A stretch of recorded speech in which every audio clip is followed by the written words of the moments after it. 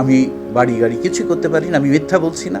আপনারা খোঁজ নিয়ে দেখেন, আমার সরকারি একটা গাড়ি না দিলে আমি আমার গাড়ি কেনা সম্ভব হতো না। এটি ঋণের মাধ্যমে আমি কিনেছি। এক একটা আপনারা জানেন বাংলাদেশের সরকারি বেসরকারি বিভিন্ন নিয়োগে অনেক ঘটনা রটনা অনেক কিছু ঘটে। আমি স্বচ্ছতা থেকে সব আমার কয়েক শত কোটি টাকার এখানে ক্রয় কার্যক্রম হয়। এই শত শত কোটি টাকার ক্রয়গুলোকে আমরা স্বচ্ছতার সাথে আমরা ক্রয় করেছি। নিয়োগটা আমরা স্বচ্ছতার সাথে নিয়োগটা আমরা স্বচ্ছতার সাথে করেছি। স্বচ্ছতা সততার যে আনন্দ, এটি যারা না পেয়েছে তারা বুঝবে না। কারণ আজকে আপনারা যদি দেখেন, এখন talk of the city, talk of the whole country, সেটা হচ্ছে ছাগল কর্মকাণ্ড, বেনজিরের কাণ্ড। তারা এখন এত সম্পদ করে কিন্তু তারা কেউ দেশে নাই, শান্তিতে নাই, পরিবার নিয়ে সন্তানদের নিয়ে অসম্মানজনক অবস্থায় থাকছে।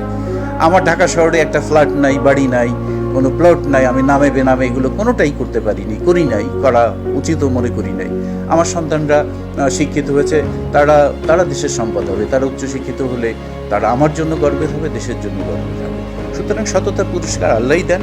এটার মধ্যে যে শান্তি, যেটা এটা কষ্ট তো একটু থাকবেই, কিন্তু এটার মধ্যে অপারও একটা শান্তি, জাগতিক এবং পরজাগতিক। আমি মনে করি আমি আমার কর্মজীবনের সফলতার সাথে সম্পন্ন করতে পেরেছি। দীর্ঘ 33.5 বছর আমি এখনও চশমা ছাড়া সব কিছু কাজ করি, দেখি। আমার যে এনার্জি আছে, আমি মনে করি এখনকার অনেকে যুবকদের তুলনায় আমি হাঁটা চলা সব বিষয়ে আমি রাষ্ট্রের প্রয়োজনে যে কোনো সময় আমি সারা রাত জাগা লাগবে, কয়েক রাত জাগা লাগবে, আমি এটা পারি।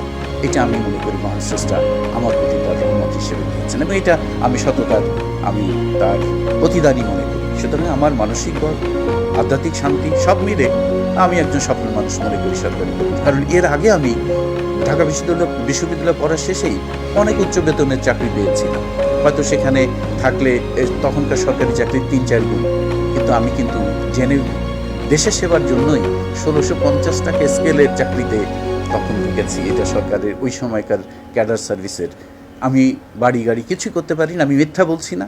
আপনারা খোঁজ নিয়ে দেখেন, আমার সরকারি একটা গাড়ি না দিলে আমি আমার গাড়ি কেনা সম্ভব হতো না। এটি ঋণের মাধ্যমে আমি কিনেছি।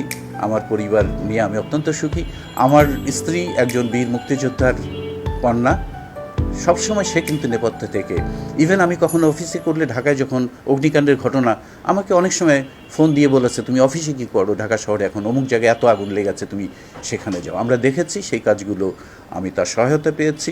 আমি অতিরিক্ত সময় কোনো দিন একদিনের ফাইল আরেক দিন নেই, প্রতিদিনের আমি আমার যে কর্মকাণ্ড ছিল সেটি আমি শেষ করার চেষ্টা করেছি। আমার কোনো ফাইল পেন্ডিং আমার টেবিলে ছিল না, আমার এখানে কারো ঘুরতে হতো না। আমি আমার রুটিন মতো কাজ আমি করার চেষ্টা করেছি। সেই দিক থেকে আমি মনে করি সরকারি কর্মকর্তা এবং সরকারি আমার যে কর্মজীবন, এটি আমি সফলভাবে সম্পন্ন করতে পেরেছি। আজকে আমার আনন্দ যে আমার সহকর্মীরা তারা সম্মান জানিয়ে আজকে আমাকে নিয়ে বসবে। আমি হয়তো এটার যোগ্য না, আমার ঘাটতি ছিল, আমার ব্যর্থতা ছিল, তাদের সবাই সহায়তা আমি কিছু কাজ করার চেষ্টা করেছি দেশ সেবার জন্য। আমি মাঠ পর্যায়ে সুদীর্ঘ সময় কাজ করেছি, যে সমস্ত উপজেলা বা মাঠ পর্যায়ে জেলায়, সেখানেও সাধারণ জনগণকে নিয়ে কাজ করেছি। আমার ভাবনা চিন্তা সাধারণ জনগণকে কেন্দ্র করেই ছিল, এটি থাকবে। এবং তাদের দোয়ার বরকতে আমি এখনও সুস্থ আছি, আমি ভালো আছি।